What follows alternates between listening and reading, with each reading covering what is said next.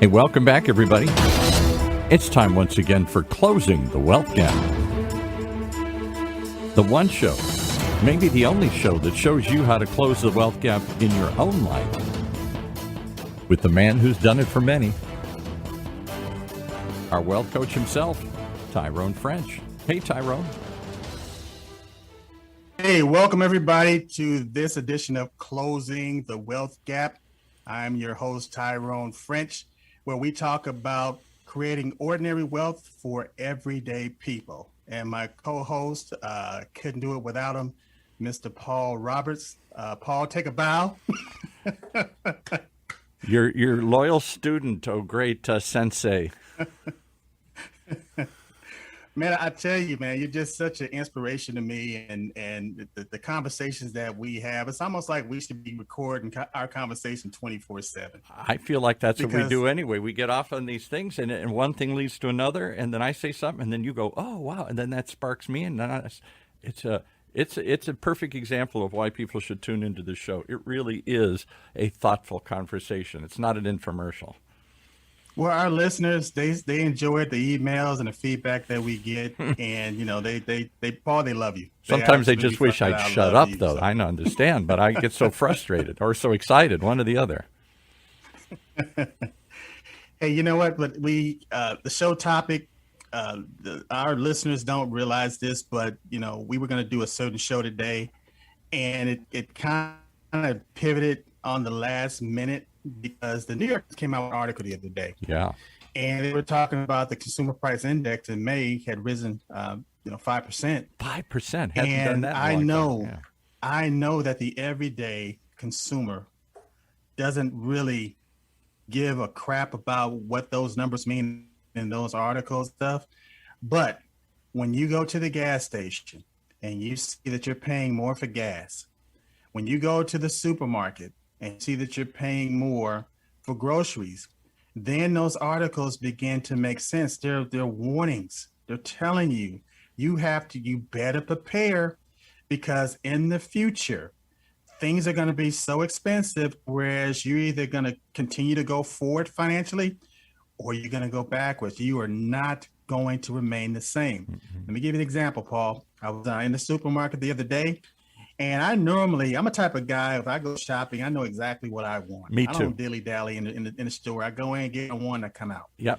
And I got a pretty good pattern and habits based on what I like and what I don't like. So, I got a pretty good estimate as far as what I'm going to spend when I go in there. And a lot of times, this is just me. This is not family, shopping and all. This is just me as far as, my pantry and certain things that I want, that I like. Right. So I get your Cheerios, get your cookies. Yeah, exactly. Yeah. So, I budget myself about $90 to do that, and it says, it's no sweat. The money is there to do that, as far as it's in the budget to do it, And so, and when I get to the counter, I don't look at what's being rang up. I don't look at the prices. I don't look at any of that stuff. I normally have a conversation with the checkout person, the cashier. I have a conversation with the person behind me or in front of me. And that's just normally when I go to the store, that's pretty much what I do. And I meet people and we're laughing and talking and everything. And I get my receipt, I throw in the bag, and I go home. And I, put the stuff up. Well, a couple of days ago, or about a week ago, I, putting the stuff up, I happened to just glance at the receipt, because I keep all of my receipts. And I glanced at the receipt and I saw it said $147. Mm-hmm. And I was like, oh, wow, she overcharged me. In our conversation, she overcharged me for something. So I went back, I looked at the items and everything. It's like, nope, she didn't overcharge me. The stuff is just more expensive now. I overpaid. Yeah, I thought I overpaid, but no, she charged me based on what those prices were that day. And I went from my budget as far as junk being $90 to $147. Now, for me, I can absorb that. No big deal. Doesn't even matter. But I was thinking how the average consumer now will just go to the gas station now to pump their gas, and they're asking for, some people, especially from in my neighborhood, sometimes you're not going to fill up the tank. They may get $20 worth of gas. Wow. Or $30 worth of gas. Because that's all they got. That's all they have, and they're trying to get from point A to point B, or just got enough gas for a couple of days to do what you need to do. Well, when I stop and get gas, I fill my tank up. That's just, that's my ordinary routine. I just fill up the tank. But now you look at that tank, and you're spending more money per tank. And like I said, Paul, for the people that understand finance and understand generational wealth, or they understand cash flow, it's not a problem, because our income is increasing to meet that demand, to keep pace with the rising inflation. Right. Right. If things cost more, you make more. Things cost more, you make more. But because wages have been stymied and they're still debating on, they're flatlining, the people are falling further and further behind. And I tell you what, I did an article the other day.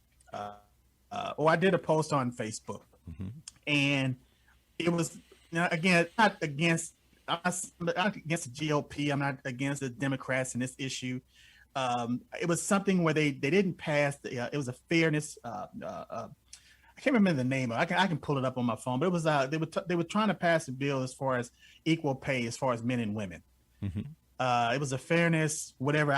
It's on my phone. I can. They've tried that a couple times. They've had a couple of bills. Didn't plan on talking about that right now, but yeah, they were talking about the just fair wages for women. Women do the same job, but they make less money.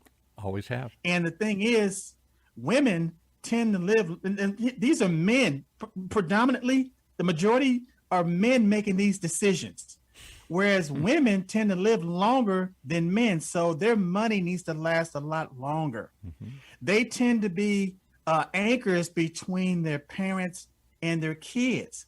So they're helping their parents and they're helping their kids with a finite amount of money. Fixed amount. And because they're not making the same thing as a man would make, they have less money going into their retirement plans. And so I put this, there was an article, and it was talking about how it didn't go through the Senate. And I put the article on Facebook, and I was like, this is just wrong. And I had a troll that popped on there and started spewing all this garbage about the liberal agenda and the deficit and blah, blah, blah. And then, lo and behold, the next day, the New York Times come out with this article about the consumer price index increasing, and I put, for that troll, I put that article right behind that decision not to increase the pay for the women. Why? Because they need the money. They need that money. We need that money to circulate in the economy. And we talk about this divide based on the wealth gap. Well, it's really like a race. It's really like going around a track. And so if you are in a position where you understand, you're accustomed to having wealth, and you understand a trust fund, you understand income producing assets, it's a cakewalk around the track, because your reserves, you don't worry about not having enough, because your reserves are generating more dollars, more income. Whereas if you're just running flat out around the track just to make ends meet, you tend to burn yourself out. And so now you're tired, and you can't really compete with the people that have the wealth. And that doesn't help. Tired person doesn't make more money. Let me give you a quick analogy my father taught me many years ago. I don't think he was thinking of inflation at the time, but his theory was life in general. Everybody wants to stand still. You get someplace you like, I'm happy. Stop right here in your job, in your life, in your house, in your income, whatever. I'm happy. I'm at my happy spot. And he said, life is like a parade. He said, it either runs over you, passes you by, or leaves you behind. But you can't stand still. Can't stand still. Yeah, and the tragedy now is, there was a quote. A relative of mine put this quote on Facebook. I love her to death. I didn't have a chance to have the conversation with her that I want to have, but the term was, my health is my wealth. Right. And a lot of people believe that. I mean, it sounds really, really good, to say my health is my wealth. It's almost like, because you could be a billionaire, but if you're not healthy, you got cancer. Who cares, right? What good is all your money? But my thing is, you can be a aerobics instructor, and all of a sudden you end up in the emergency room, and you have no health insurance, and now you're in debt. You could have been the healthiest person in the hospital, but what does that health get you at that point? I'll give you a scary. So I want people to start thinking, not just my health is my wealth, again, which is a catchy phrase, but I want people to start thinking my wealth is my freedom. My wealth is my freedom, my independence, to whereas it gives me more options, give me more choices.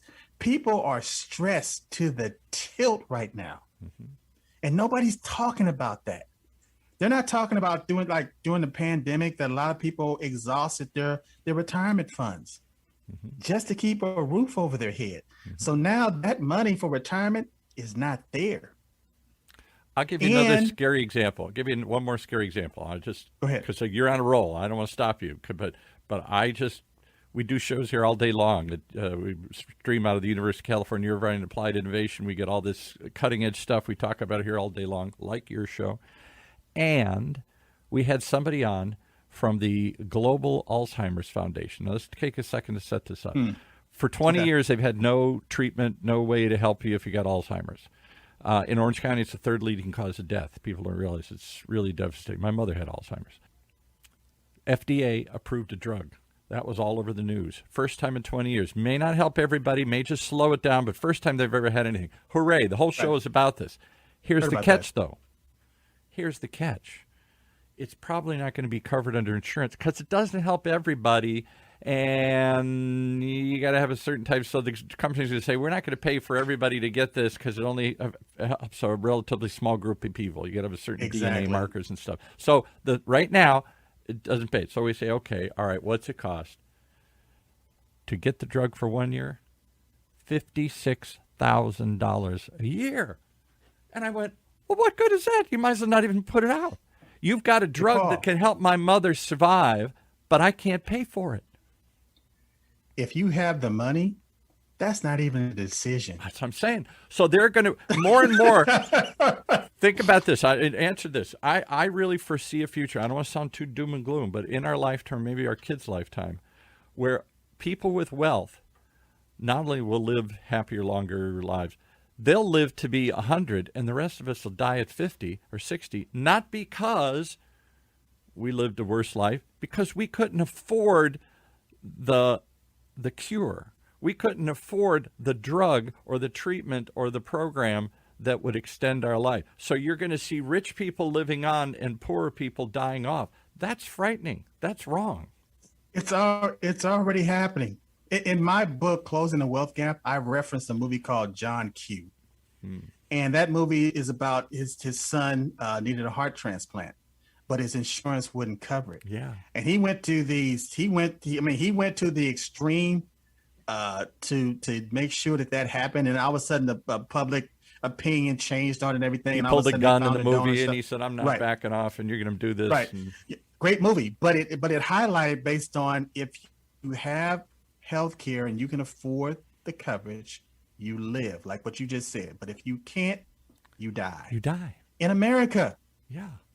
So this isn't just a question of not having a few extra bucks in your pocket to take a vacation or having to work harder. That's part of it. It's not just working paycheck to paycheck. That's even harder. It's a choice between life and death. Do your kids live and the other guy who has wealth, his kids live, your kids die? Think of it that way. It's the reality that, again, the reason this show exists is to get people to a consciousness level to whereas they're not just thinking about working for money or working to pay bills. They need to set up a system to where they become independent, create financial independence, to whereas they have multiple streams of income, to whereas these decisions that we're talking about, they're just something that, oh, by the way, I need to take care of this. And oh, by the way, I need to take care of that, versus how am I going to pay for this? How am I going to take care of that? And again, the stress levels that people are under right now that are struggling financially are through the roof. But here's the difference, what you've shown me. For years, I thought wealth, let's be honest, wealth is just for the wealthy. Wealth is an extraordinary thing, extraordinary effort, extraordinary luck, extraordinary smarts. There's some extraordinary effort maybe, but whatever it is, it's not for ordinary people. Ordinary people, you and me, not you, you're not, you're in the extraordinary class. You've shown that, but the ordinary folks like me, it ain't for me. Well, Because, Paul, and what you've shown is that's a lie that somebody's told you, because real wealth starts with ordinary habits, everyday habits, an ordinary simple system that you set up that runs itself, that once you put it in place, produces income and grows your wealth for you. Not just good investments, but side businesses, other sorts of things, putting your money to work instead of you working for money, all the stuff you talk about. It really comes down to you're saying ordinary people can have everyday wealth. That's mind-boggling. By Job, I think he's got it. Yeah, took me a while. Because we say the same thing on this show pretty much every time we have an episode, as far as it's a process, it's a daily routine, but you have to have that consciousness. You have to be thinking about it. Let me give you an example. If you wanted to say, okay, I want to save $500. Well, let's say I want to at the end of the month. Again, you've been working payday to payday. You can't possibly see where you're going to save any extra money. So let's say, okay, I want to save $100 this month. Mm-hmm. And for me to save $100 this month, I need to save $25 a week. For me to save $25 a week, and let's say if I'm working 5 days a week, I need to save $5 a day. $5 a day. So all I have to do is look at my budget or look at my routines, meaning going to the cafeteria and ordering takeout. Let's say, I decide to make a sandwich, or whatever it is, whatever you decide to do to which you find that $5. And now you're doing that every single day. You found the $25 a week. All of a sudden, at the end of the month, you have that $100. But what you did was you cut back. You decided you wanted to cut back in order to save X amount of dollars. My point is, what you want to do is try to figure out how you can add more value and more service. I get it. The analogy to where you can make an extra $5. The perfect example was the example you came up with a few weeks ago. We came up with about the guy who bags your groceries, the lowest job at the supermarket, fixed minimum wage, minimum amount of money he makes, has no control over it. It's a robotic job. There's nothing I can do to make more out of that job to add value, except you said, how about if he walks out to the car with you and gets a tip? There's your $5. Right. And Paul, your audio just cut out a minute. Again, okay. What I'm looking at, and maybe it's not yours, maybe it's mine. Yeah, yours is cutting in and out on it here a little bit. Okay. But again, the point was, it was a true example because I used to work for Boys Market many moons ago. Remember Boys Market? Yeah, sure. Boys Market, yeah. And I was a bagger. And they were going to pay me so much money an hour. And, you got paid every 2 weeks. And I just realized, hey, look, I'm bagging a person's stuff. I'm just going to take it out to their car. And I got a tip, $1 or $2. And if I did that 4 times an hour, I got $8. And so I didn't have to wait for my paycheck. I walked home with money, So give you another example. Again, in my younger days, I would drive around sometime and I would see, people's driveways, and I would see the oil in the driveway. And so I decided, hey, look, I'm sure they'd want to have that oil cleaned up in their driveway. So I would knock on the door, give them a business card and say, look, Tyrone French, driveway, etc. I see you got this oil in your driveway. I'd love to take it up for you. Get it out for you. With almost without fail, they would say, you know what? I was just thinking about that. And so what I would do is I would take the solution, put it down, take their water hose. I had a little hand edger, and I would edge the side of the driveway, and I would sweep up the grass, and I would do all this stuff while the solvent was doing his job. And I would take their water hose, put it on a nozzle, my own nozzle, a high velocity nozzle, spray it out, and they came outside. All the oil was gone in their driveway. The grass was manicured on the side. I made $15 for doing that. It took me all of maybe 15 minutes to do. Years and years ago, the silly example you remind me of. I live in a typical tract house here in South Orange County. Nice house, but small house. And Saturday afternoon, guy comes to the door, nice looking guy, and about my age, and he says, "Hey, sorry to interrupt you here. Lost my job recently, trying to find a way to make some extra money. Got an idea for you here. That people have old doorbells, little buttons you push to ring the doorbell. They're old. They're 20 years old in these houses. Yes. I got a little box of them here, some cool ones. One's a sun, one's a dolphin, one's a cat, one's a something here. I'm charging $25 and changing these out. It takes me 5 minutes, $25. You get the little thing. I'll put it in for you. I'm here. Boom. Yes. And I went, yes, yeah, let's do it. And I gave him $25 and he put it in. I've always loved it since. How many did he do in that neighborhood that day? Exactly. Even the address on the curb. Address on the curb, another one that come by. Yeah, right. Yeah, you get a knock on the door. Hey, I see your address on the curb is fading, and I can go ahead and spray that for you. Oh yeah, please go ahead and do that. $5, $10. How many of those can you do in an hour, Paul? Yeah. So I'm just saying, but that's there's so many creative the everyday things. But see, then I'm thinking, okay, that's you got to be extraordinarily, you got to be clever, you got to be extraordinarily hardworking. I'm lazy. You got to be extraordinarily smart to see those things. Not so. It's just a mind shift, and you're stuck. We're stuck in this shift that says can't. I'll give you another example, and then I'll shut up for a second. I got a 7-year-old grandson. I'm trying to teach him how to swim and ride a bike and all this stuff. And all I hear is when he starts is, "Grandpa, I can't. Grandpa, I can't." I said, take that word out of your vocabulary. Right. Every time you say you can't, you're right. You can't. Yeah, but the minute and then he does it and he swims 5 feet or he rides 20 feet. And I say, yes. Well, see, it's all up here. It starts up here in your head first. Yes. It was easier than he thought it was. And again, that's just human nature. Yeah. It's that fear.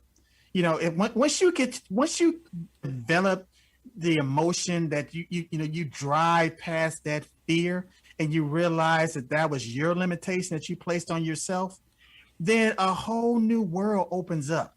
But, you got to get past that point. I'm gonna give you another example. Mm-hmm. My barber, who is a beautician. She does braids and all kind of stuff. Matter of fact, she loses money by cutting my hair because she'll make so much more money by doing braids and all this other stuff. But she cuts men's hair, and she's very, very good at it. But at the same time, she loves to cook. She loves having desserts and stuff. So she has this a banana pudding. And man, this banana, it's some of the best. And Mom, I love you. If you hear this podcast, nothing against you. But she makes some of the best banana pudding in the world. And when I go in there, it's not just she takes have a plate and she takes a big old spoon and just dump it on your plate. No, it's packaged well. Mm-hmm. It has the labels on it, the sticker on it. It's very professional. And you could be sitting there waiting to get your hair done or whatever, get a haircut, and people are sitting in their shop because she has these cookies and cakes and banana puddings and stuff. And then people say, well, this is great. I want you to cater this. I want you to... And so she's making money. Mm-hmm. She's increasing her bottom line just by doing what she loves. So what I would recommend to a lot of people, and again, this is something that Donald Trump said. A lot of things he said that I don't agree with, but there's a couple of things that he said that I absolutely agree with. And he tells people, do what you love. Do what you love, because if you do that, you will never work another day in your life. There you go. Well said. Well said. Well, the transformation, though, is to believe, to hear it first, and then believe it, that you Mr. and Mrs. Ordinary listener right now, you, ordinary folks out there like me, can do some ordinary things and produce some extraordinary results. It's not the other way around. It doesn't take extraordinary luck, brains, effort to make an ordinary income. It takes ordinary habits. It takes effort and imagination, but it's a habit. If you do it over and over again, it ain't hard. I'll give you another example. When I was... Well, Paul, I'll tell you, it's a routine. And here's the thing. I want people to understand, it's like even with spending money. Spending money is, some people have the habit of spending money. That's their routine. Right. And it's hard for them to break that habit. Right. The issue is, I don't want them to stop spending money. What I want them to stop doing is spending things that don't add value. Right. There you go. That don't add value. Because once you get to the point where you understand creating wealth, ordinary wealth for everyday people, meaning that you get into that routine. Mm-hmm. And you have to know what you want as far as this is my goal.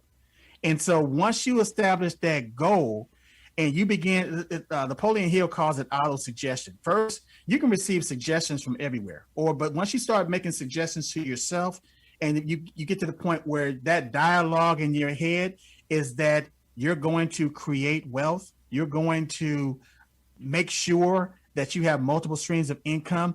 Now you have this conscience level to whereas you begin to see opportunities that were there all along that you just didn't take advantage of. Mm-hmm. And that's the point. You have to change the way we think.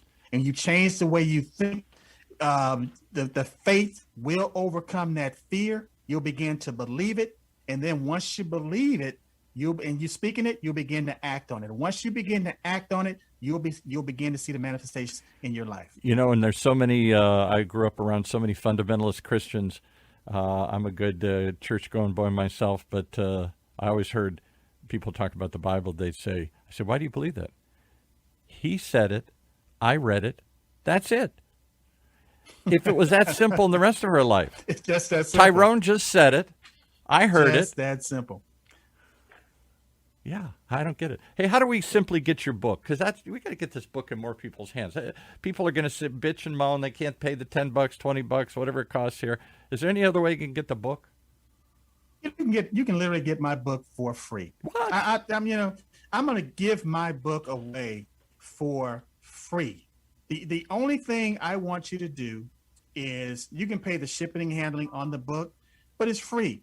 But also, I'll give you my book for free if you download my app. And how much is the app? How much is the app? The app is free. The app is free. So if I do one free thing, free, I get an extra free bonus? Free. I take one free step, download the app, and I get a free bonus. I get a book on top of it. You get a free book. You get a free book. You know what else they get? And what's that?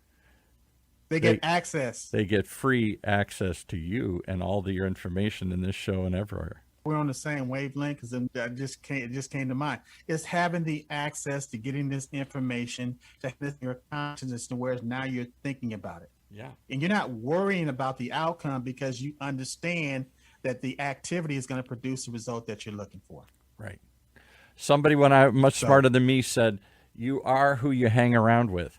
You hang around the bad kids in school, bad things happen. You hang around the good kids in school, good things happen.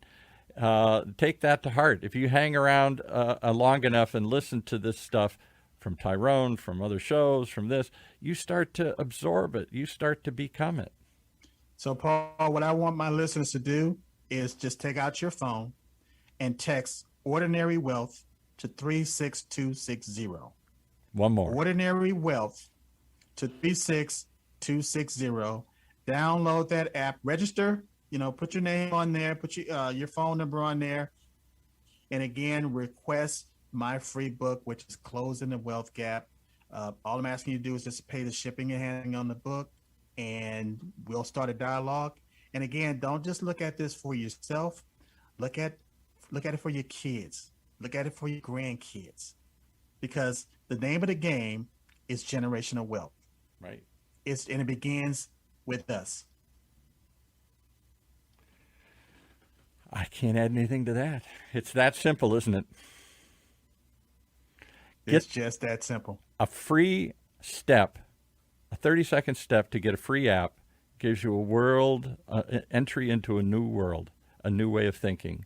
And as a bonus, you're even going to give them a free book that they can read to get started and a free show they can tune into each and every week. What holds us back? We don't believe it. Ourselves. Yeah. Yeah. I believe what you're saying is true, but I don't believe I can do it. Let's make it happen. All right. I love it. Take us out. Anything else we got to add this week here? Anything else? Again, we just, we find ourselves in the same position, year in and year out, but it happens one day at a time, one step at a time. And there's no reason to waste those days anymore. Yeah. And we've all had the experience in life. I certainly have. I would bet everybody has, where you kept saying, I know, I got to do this, I got to do that, I should do this, I'm going to do this.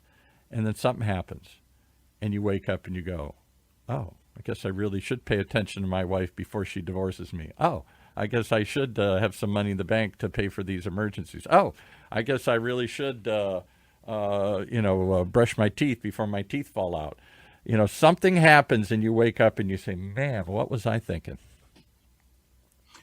That reminds me of out of the great Jim Rohn. He said that he was talking about, he had heard a story about this guy, he didn't like flossing his teeth.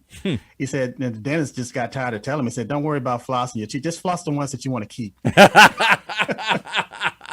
Don't worry about the rest of them. Just floss the ones that you want to keep. That's perfect. All right. Well, I want to keep coming back. I want people to keep coming back. So give us the thought for today. What's the step for the day? All that stuff here. I want people to think about, what wealth really is. Ordinary wealth, ordinary steps that you take for everyday people. It's not extraordinary people. It's not extraordinary steps or extraordinary steps. It's just common sense, mundane things that people do on a daily basis begin to manifest and begin to multiply. And just focus on, you got to get to the point where you just cannot, and this is just my belief. I can't see myself. I couldn't see myself working for money, getting time for money for the rest of my life until I'm 60, 70, 80 years old, because eventually that formula is going to fail. Mm-hmm. And you might find yourself in a position or having a lifestyle that you just didn't want.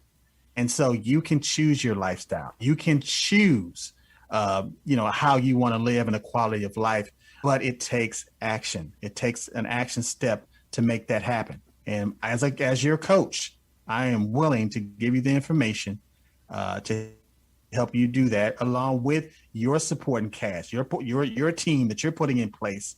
But I'm here to coach you and help you to get from point A to point B. So how do they reach you? Again, I want you to download my app. Just text. You can text Ordinary Wealth to 36260. Ordinary Wealth. Text Ordinary Wealth to 36260. All right, that's going to finish us up for today here. Thank you so much.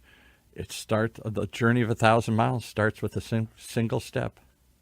Single step. Yes, sir. That's our show for this week. Closing the Wealth Gap. The one show, the only show that shows you how to take control of your financial future. Right here in Orange County's only community radio station, OCTalkRadio.net.